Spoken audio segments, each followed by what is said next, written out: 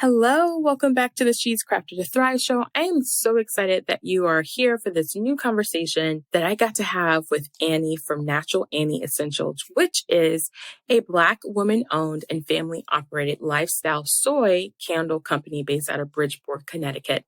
What I love about this story is that Annie started this business out of her home kitchen, trying to help her firstborn daughter who was diagnosed with Spina Bifida. And her story is so inspirational on just the power of not giving up.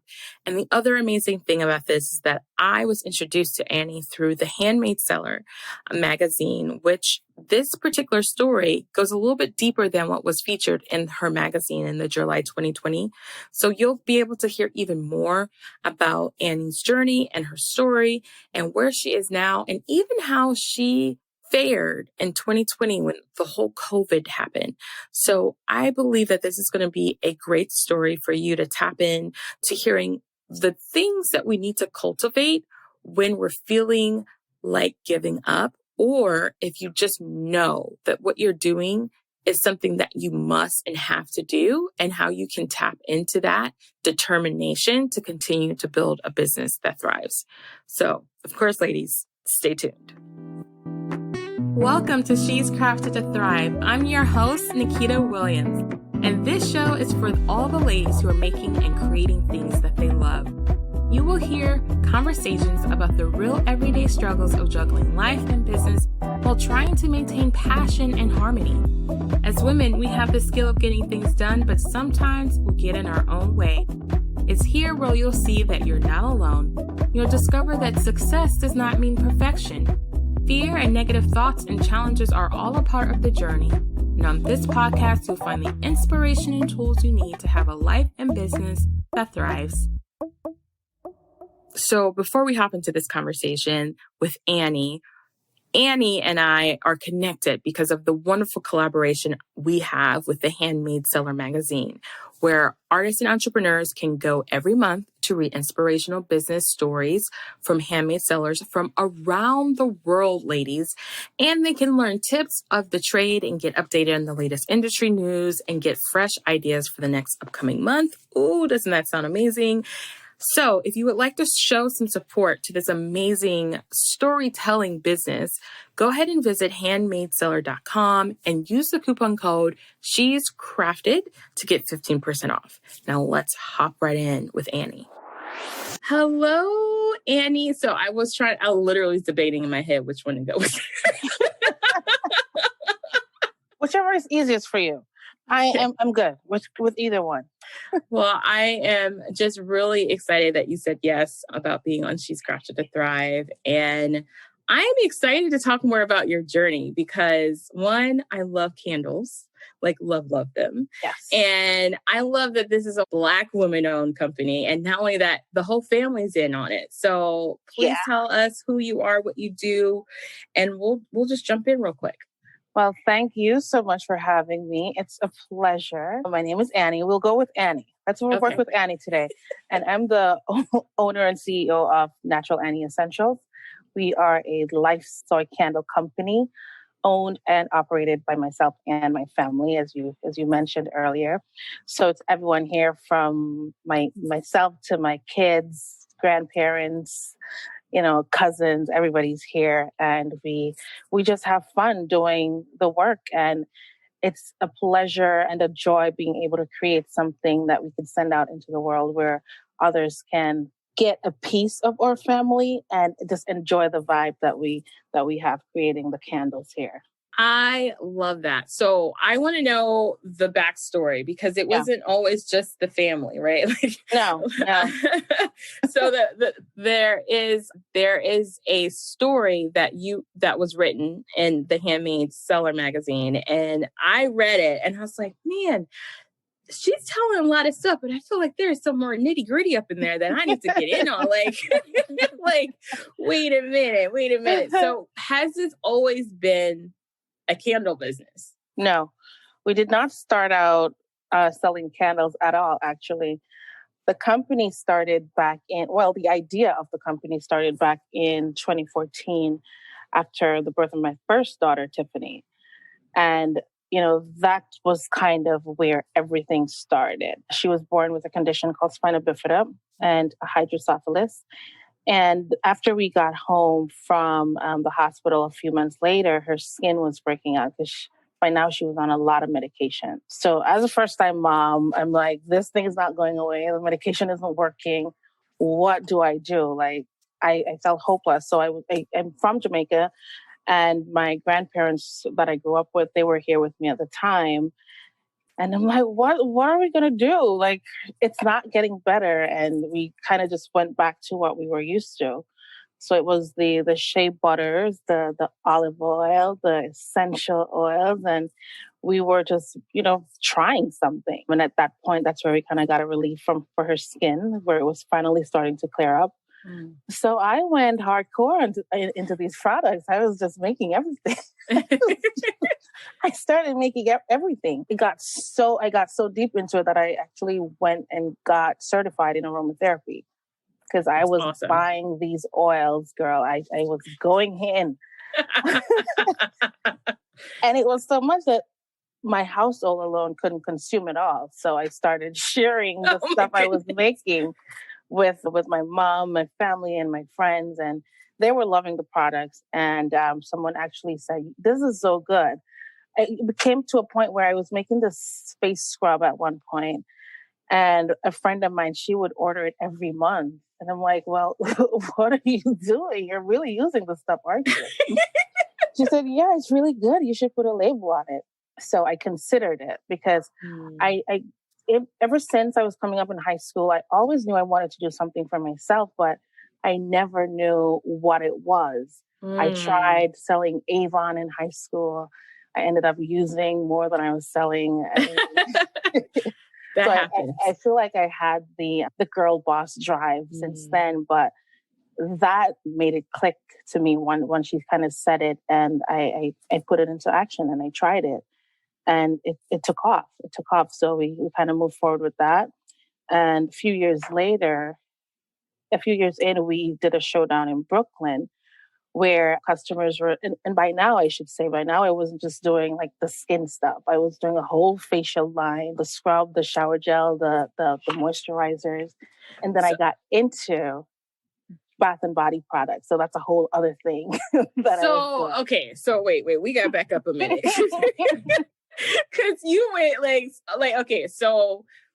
so it started off as this something to help your daughter, right? And so I want to kind of first can you tell us what it is? Like, cause I know people hear like labels of what diagnoses are and they're like, I don't really understand what that means. So first tell us what Spina Bifida is and like how it, like what that looks like for you and your daughter. So Spina Bifida is the opening of the spine. So when she was born, there was like literally a cut in the middle of her back. So her spine wasn't fully formed. Okay. So they had to do an operation on that. And because of that, it led to the other condition that's called hydrocephalus, which is pretty much water on the brain. So because the spine wasn't fully connected, the fluids weren't, flowing to her stomach as they should. Right. So that's what those are. And that caused it. So you were saying, was it the medication or just the overall everything and how it like was coming out? Like I felt like it was the medication because the surgeries had taken care of the opening that was on her body. So I'm pretty sure it was the medication. Okay. So I don't think I realized this before, like while I was learning about you, that you were Jamaican. So I'm half Jamaican. My dad's from Jamaica. Yeah. And so I always joke around with people who are from Jamaica because I always get the things that only Jamaicans apparently get. Like ganglion cysts and all these like weird nodules. And they're like, that's a Caribbean, specifically in Jamaica thing. And I'm like, great, thank you. So I'm totally familiar with like using like the essential oils. For me, it was tea tree oil was a huge thing that helped with a lot of that. So when you were going through like discovering all of this world of essential oils and, if you ask my grandparents or my grandmother when she was alive, they basically ate that stuff. Like it was like everything, right? Yeah. Was that something you had remembered from when you were younger? Or is that was something that you were like, oh, I need to like re-bring this back into my life? Or has it always been there? Well, I grew up and even then they didn't even call them essential oils. It was just oils. Yeah. And they weren't like buying the little vials of essential oils either. They were literally picking the bush from the tree and probably have it soaked for months, So, and essentially that's really kind of what it is. But I didn't always stay on the path where I was going to use what I grew up using. It wasn't until I had my daughter where it's suddenly the light bulb went up. Oh, your grandmother used to use this stuff. Maybe it will work. That is awesome. Yeah. So that was the moment that kind of took me back to my roots. So from there, you like were making all this stuff. So first of all, you said I just started making all this stuff, but you didn't say what kind of like were you experiment? I can just imagine you now looking at you and like seeing you physically like in the kitchen with like jars of pots and stuff. Like how was that like for you? It was literally like that. So So after I graduated, I signed up with this company called doTERRA, and they give a lot of education on essential oils. And they had this Bible, they call it the Essential Oils Bible. And it was everywhere. It was always either in my kitchen or my bathroom. So if I wanted to make this, so what's an alternative to soap that's on the shelves, I would flip through and get a recipe and try it. So it was literally just like that. And that's how I kind of cleaned up my house and replaced all the chemical stuff with a more natural product. Okay.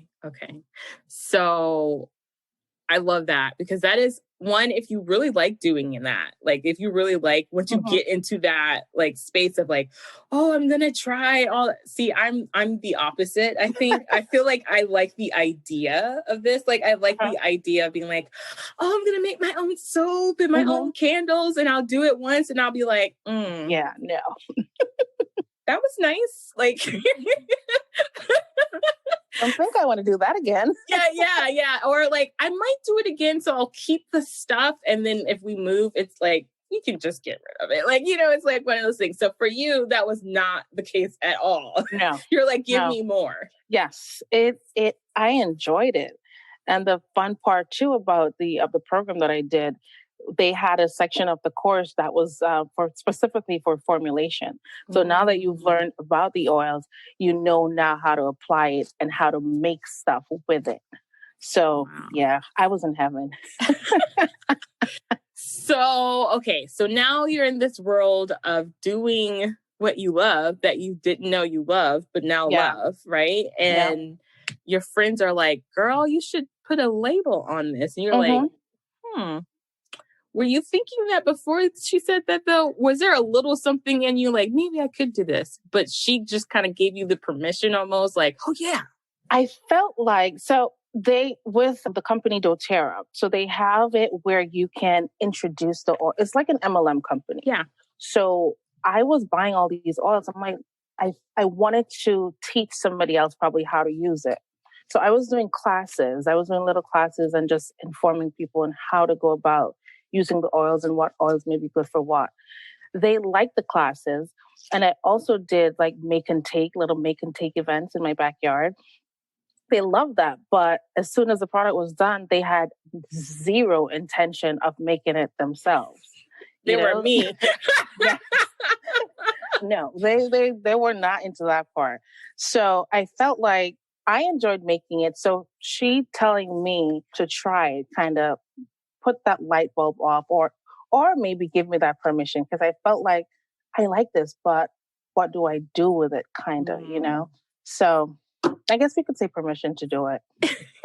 Yeah. I feel like you kind of like had like connected the dots. Maybe like it was like you were thinking on it, but maybe then something kind of like her saying that was like, oh, duh. Like maybe like in your head, like, oh yeah, I could do that.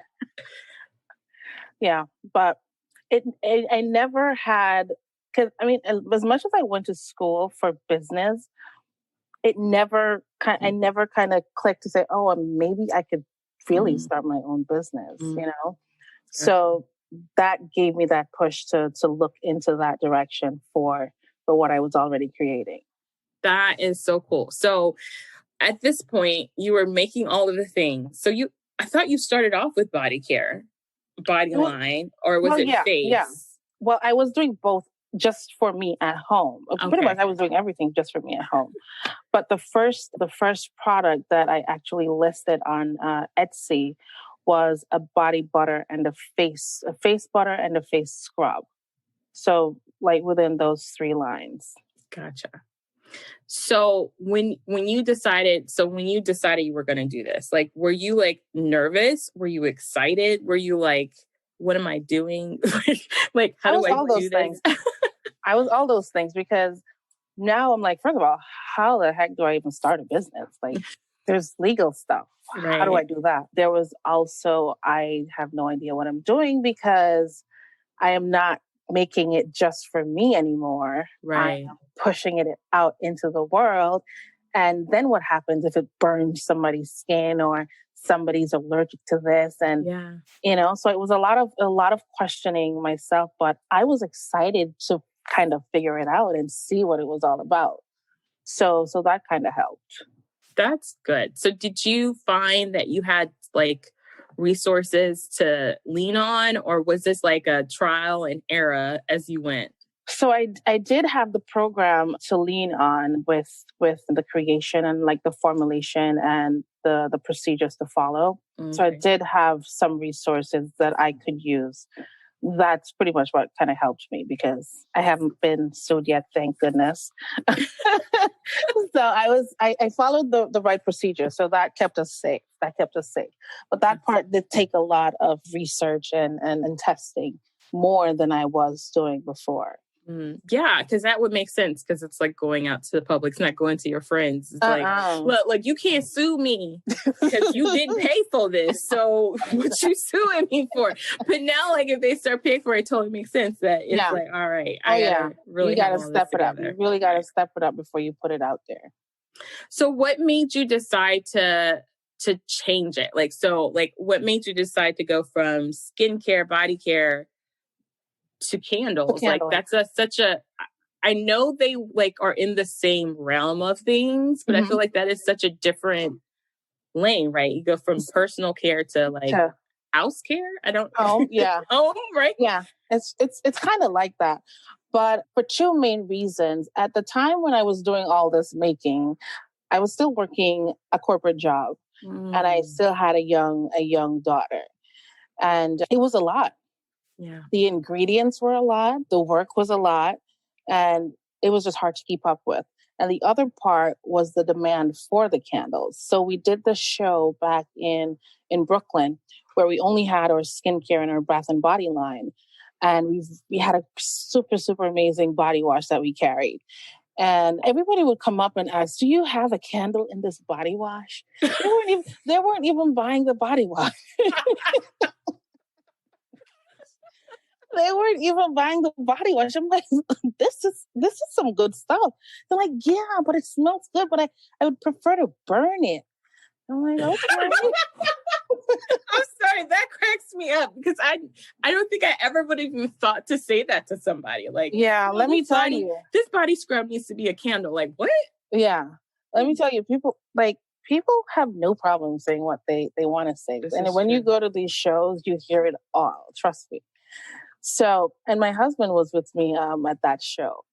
So on our way back from Brooklyn, he was like, "So everybody wanted candles, huh?"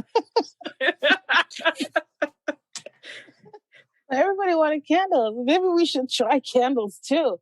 I'm like, who's gonna make these candles? We're already making like 1 million products. Who's gonna make these candles?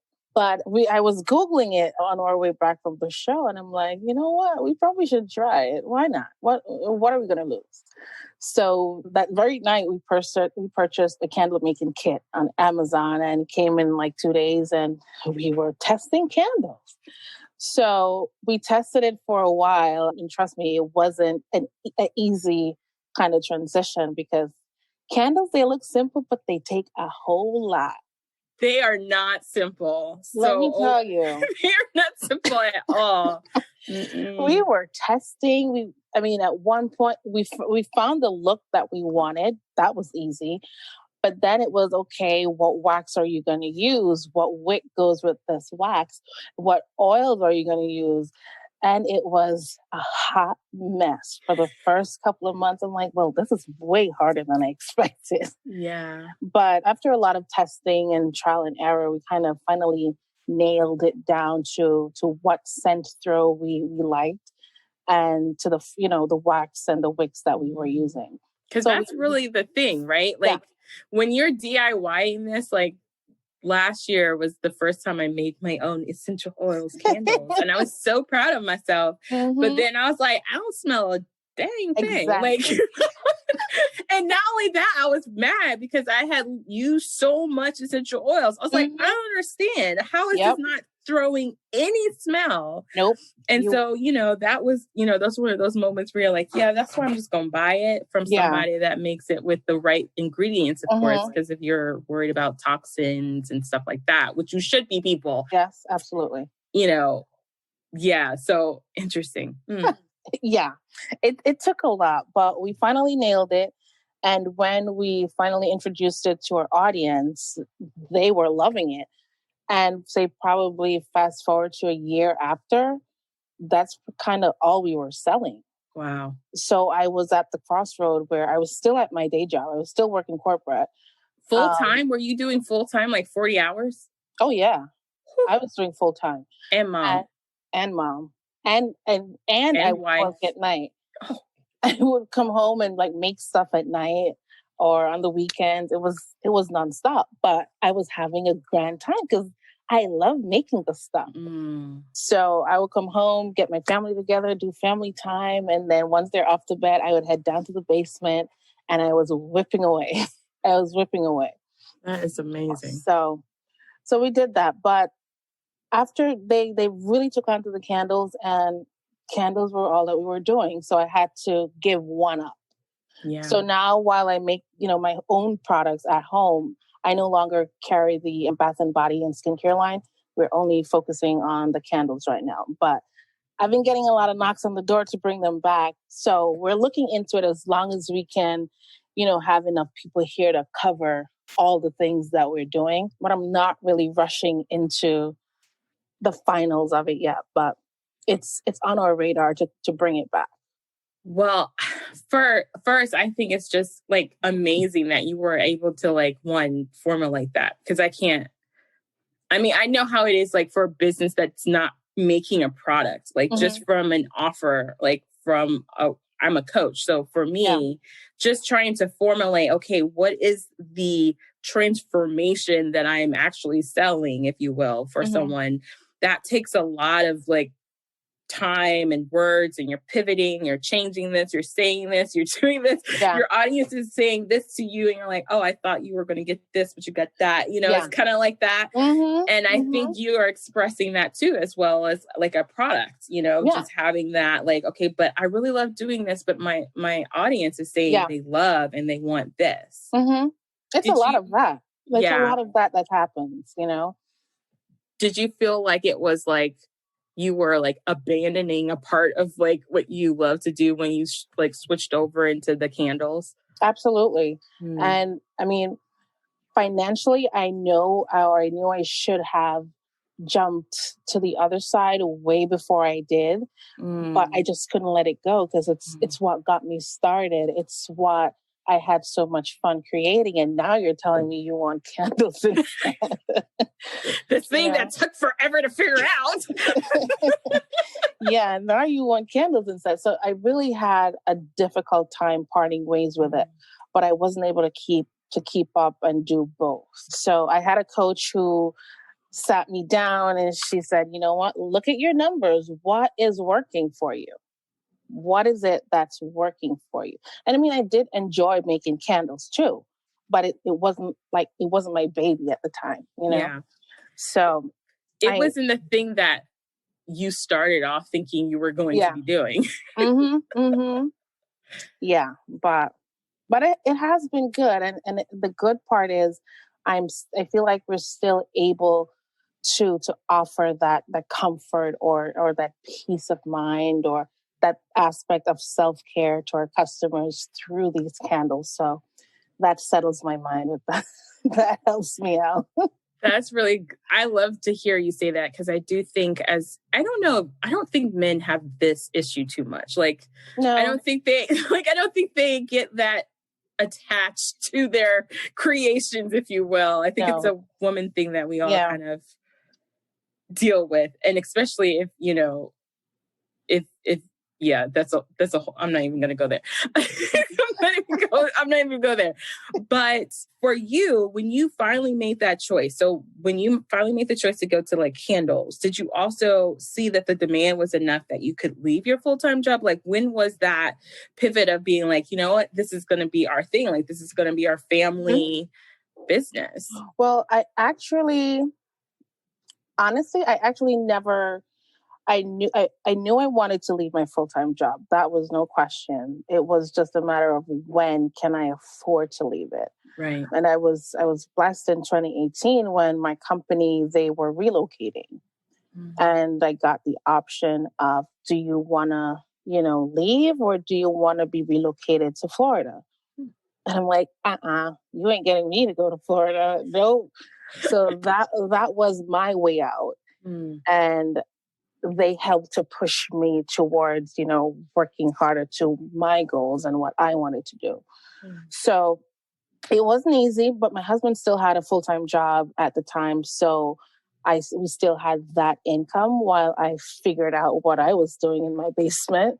Yeah. So I pretty much just worked on the business and did as much as I could, whether it be marketing, doing pop-up shops. We did a lot of shows. So that really helped to kind of put our names out there and bring money in, because you need that. Yeah. So that really helped.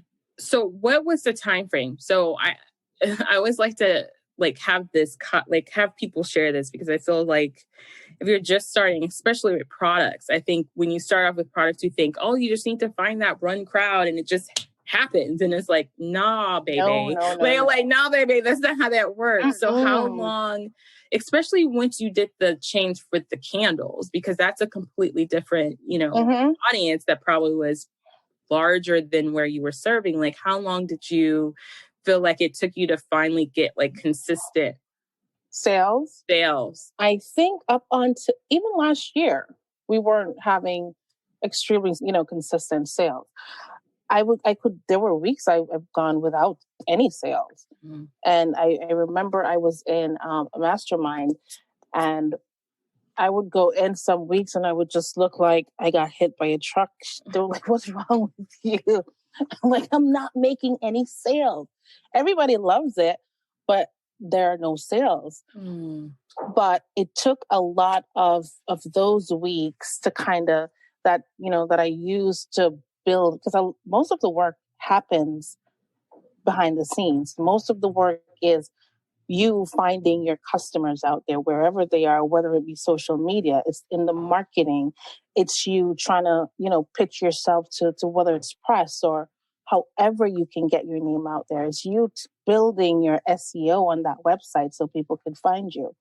So I did a whole lot of that. And I feel like that's kind of what set me up for the traffic when it did come. So it's for me, it was nowhere near overnight. Nowhere near it. There's something you just said that I get goosebumps like a crazy person these days. I am so emotional. I don't even know. I was just telling this to my husband. I'm like, I love the work that I've done on myself, but man, I could use without being crying and getting emotional about stuff. There's something you just said that I think is I think people need to say it more. It takes time to find your people, the people that are your people that are going to tell their people that you're their people, right? Yeah. And I think also the other part of that is the work. We always dismiss the work that we're doing before we see the results, right? Mm-hmm. Mm-hmm. I feel like this could be an island thing or something. My grandmother used to say, you can work and work and you can dig, but sometimes you don't see the results of your fruitage until years later, right? Yeah. And so I think we have, and I think it's just because of social media and everything. We think everything just happens like that. But for any business, it just takes time. And I think that's what you're saying. Like, yeah, I felt like I was failing. But when it got to that point where I was starting to see what I needed to see, I had done all the work. It makes sense at that point. Stand it up, right? Yeah. At that point, it makes sense. So when someone say right now to you, like, oh my God, you're so big, or you're so popular, or you're famous, or you're making all these sales, and they probably just found you at that point, right, in your journey, but they could care less. Like, this is it. This is how you got here. I'm like, yeah, no, honey, not at all. She's like, no, baby. Sorry, sweetie. Yeah. Were there any times while you were like going through this where you're like, should I just do this just like stop? Should I just quit? Or was this like, no, I'm going to keep going? Yeah, I never felt like quitting.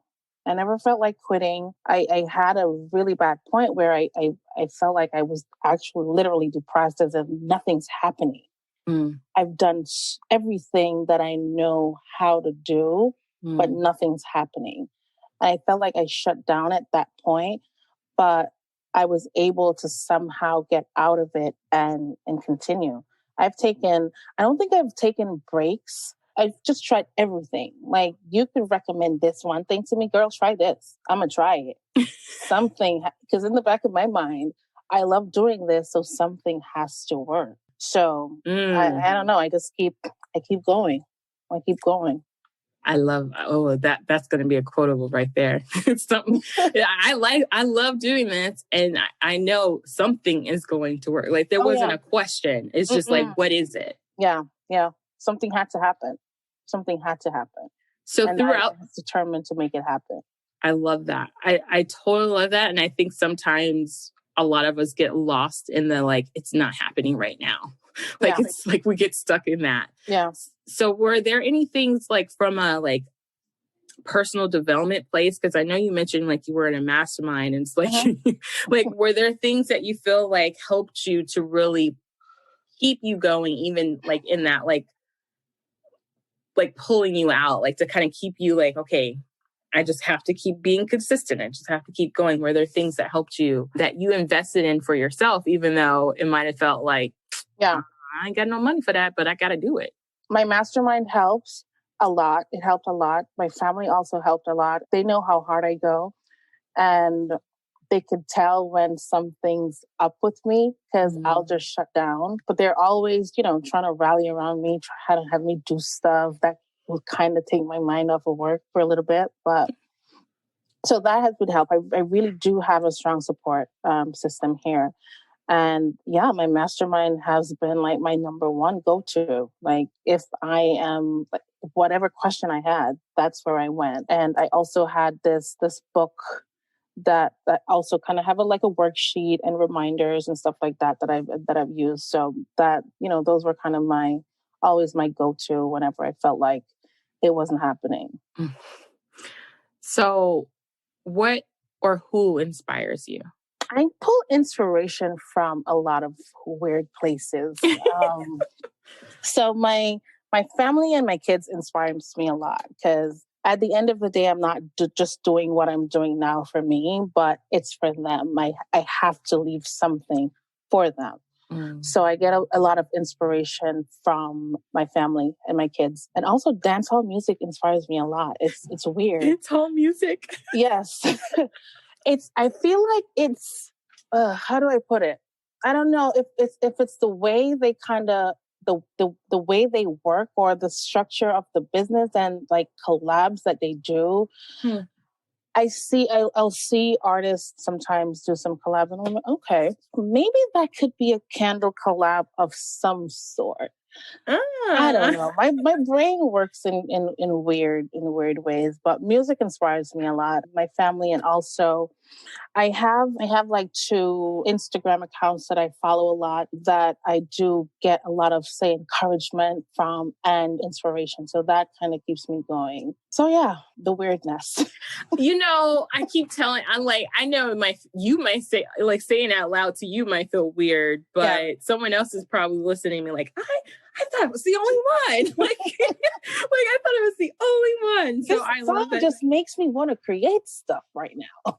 I feel that way about music. I love music. Like, music is just, man, like, music is just awesome, right? It's the thing. I feel like it's a gift from God for sure. Like, music is just something that automatically makes people feel good and elevated and excited. And so I think definitely, I do not feel like that's weird. I think it's like, I'm actually more curious. I'm like, okay, what kind of inspiration is making you think of a candle? Like, what?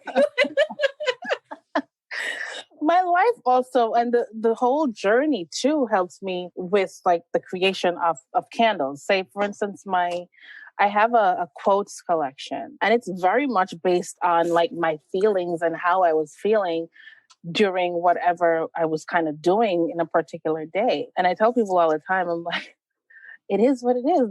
That's how I felt. Like you people think you always have it together. I'm like, that's not how it works. That is not how it works. So some of the quotes in the candle line is like, one is like, get done. As girl bosses, sometimes we feel like we're going to get it all done, right? Another one is, I have no idea what I'm doing. Another one, currently overthinking. So it's just things that I feel like I've been there, I've done that. And it's funny to me. It's funny to me. So I don't take myself too serious. So, hey, I think that's the best advice that we all can take as entrepreneurs is like, because we don't. This is the thing, right? People think that you get to a certain place, like you just somehow have known, everything. And I'm like, the beautiful thing that I have learned just having this podcast is that I've had women who are just starting to women who are like in the top 2% of their industry of whatever. And they're like, I don't know, I'm just figuring this out. And you're like sitting on I'll be on the camera like, we all just figuring it out, right? That's all we're doing. And some days you hit it, some days you don't. Yeah. But hey, on to the next one. On to the next one. So I have one question for you, like fun question. What is the most fun part of your day while you're working with your family? Because I know you love making stuff. So like, we already know that. But like with your family. Oh, they're a wild bunch. So my mom heads up our production team. And she and her along with one of her friends and my cousin and my husband also kind of helped them out in that area. One day, so with our quotes collection, and it's just crazy and funny to me, the conversations that I'll just walk in on. And I'm like, what is going on here? So they were pouring. And I think it was, I have no idea what I'm doing. That's the candle they were pouring. So my mom's pouring, and Miss Sherry is the lady that labels for us. So she's asking her, Tamar, what is this? Because it didn't have the label at the time. So she wanted to know what candle had she poured. So my mom goes, I have no idea. She's like, how you mean you don't have no idea if you're pouring it? So my mom said, I have no idea. So I walked in on like the second, I have no idea, and figured out what was going on. And I'm dying. And she's still trying to figure out what scent it is. And my mom keeps saying, I have no idea. So I'm like, no, she's pouring the candle that says, I have no idea. That's the label. That's the label. And it was just wild. Everybody was cracking up. And I'm like, oh my God, my team. I love that. Oh my goodness. If we were able to capture some of the things that kind of goes on behind the scene back here, it would They could make a movie. I was going to say that sounds like that would be a good movie, a good YouTube channel. Like it would be a good IGTV stories. Like, or no, it would be a good Facebook series. Right? Oh my goodness, it totally would be. I'm like, oh my goodness. I'm like, somebody couldn't have captured this moment. And when she finally realized what was going on, she was dying. She's like, all this time. But it was funny. So just the conversations that are had and everyone kind of helping everyone else out on the floor. It's not like, oh, I'm pouring candles, I can't make a box. It's the whole community and the drive that we have that I really enjoy. I wouldn't have changed it for anything else. That's like refreshing to hear because working with family, I know has its ups and downs, but I think it's beautiful if you can actually sustainably do that, right? Yeah. Because not everybody can sustainably do that. No. It doesn't always work out. But the good thing is we've always been, thankfully, we've always been very close. So it's really, and we've been home together a lot. So it's just like, okay, I guess we're going to go to work together now too. Yeah. You know, so it's been good. So I said one question. I did want to ask a question. So obviously in 2020, COVID happened. Yeah. So how did the face of your business like shift and change? Like, was there anything that you're like, oh goodness, I'm so glad we were doing this before, now, or the fact that you guys are a family working together, were there some things or pivots you had to do in order to, because you're supporting a whole family, a whole community. So I can imagine the stress of that. So, yeah. So up until, when was it? Like June of last year, like the midst of COVID was when our business finally got, I felt like that big break. That's when we got really hit. We thought that's when people started to see us. I mean, we've been on Instagram forever, but that's when we started getting a lot of eyeballs with the Black Lives Matter movement and just everything that was happening. We literally blew up in June of last year. And at that point, we were still working out of my home. It was we had a room in the house that I used for my office, my basement, my entire basement. And actually, and also my garage that we use for the production of the candles. So around mid-June, I was out there and we've never poured like that before. Because usually it would just be me, trying to do everything by myself. My parents would help me out and my husband, if we had extra stuff that I needed help with. But at that point, they really had to step in and they were pouring and they were helping me just get stuff out to a point where we had to, or like our first pallet of jars and wax, this huge trailer just pulled up to in our street and hauled it into our garage. So my mom goes, "Where are you going to put these?" I'm like, "I don't know." I don't know. So it was literally COVID and all that was happening that pushed us out of the garage into, where we are now, to our new studio space. Wow. Yeah. Yeah. So talk about. It changed everything for us.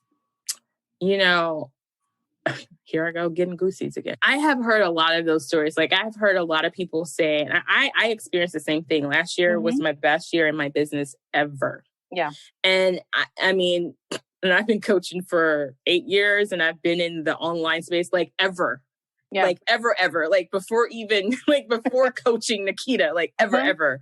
And I was telling my husband, I was like, man, that is some crazy stuff. And for you to be able to kind of like manage that because you kind of set up your foundation to be stable enough for you to do that. Like that's a really big, I don't think people appreciate how important that is, right? Because we hear a lot of people who get success like that and then are like, I can't sustain it and then I'm done. Like the business is closed, it goes down. And so I do think there were a lot of those stories where a lot of people saw that kind of shift in their life and their business. Their life might have felt like it was falling apart. And obviously a lot of us had a hard time last year, but I feel like a lot of businesses felt like they learned a lot or they pivoted a lot. They did things that they said, I would never do. Yep. And then they did it and they're like, why did I say I would never do that? Like, what happened there? What happened, right? So I really appreciate you sharing that because I do think we all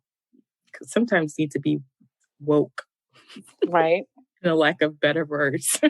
Absolutely. Absolutely. Well, Nothing happens. My grandmother always tell me nothing happens before the time, because I don't know if I would have been able to handle it the way I did last year if it had happened before.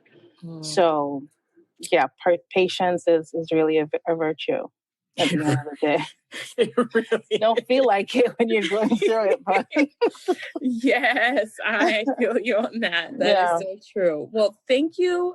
Thank you so much for coming on. It's been a pleasure. Thank you. Tell us where we can find you online and all the places. You can find me on my website. It is NaturalAnnieEssentials.com. I'm also on Instagram. I'm on Instagram a lot at NaturalAnnie Essentials, where I share a lot of the behind the scenes, the crazy things that's happening in our studio, the fun stuff. So yeah, Instagram. I'm also on Facebook at NaturalAnnieEssentials.com. Awesome. All right, ladies, that's a wrap. I so enjoyed this conversation with Annie, and I am so thankful to the Handmade Seller magazine for giving us this amazing collaboration series so that I get to meet even more women that are killing the game and doing what they love and crafting a life that they love. If you want to know and connect with her outside of this podcast, you definitely want to go to our website as She's Crafted to check out our show notes, because she's given us a little gift, a coupon code for 10% off of anything inside of Natural Annie Essentials. So in the meantime, like always, my friends and ladies, remember that yes, you are crafted to thrive.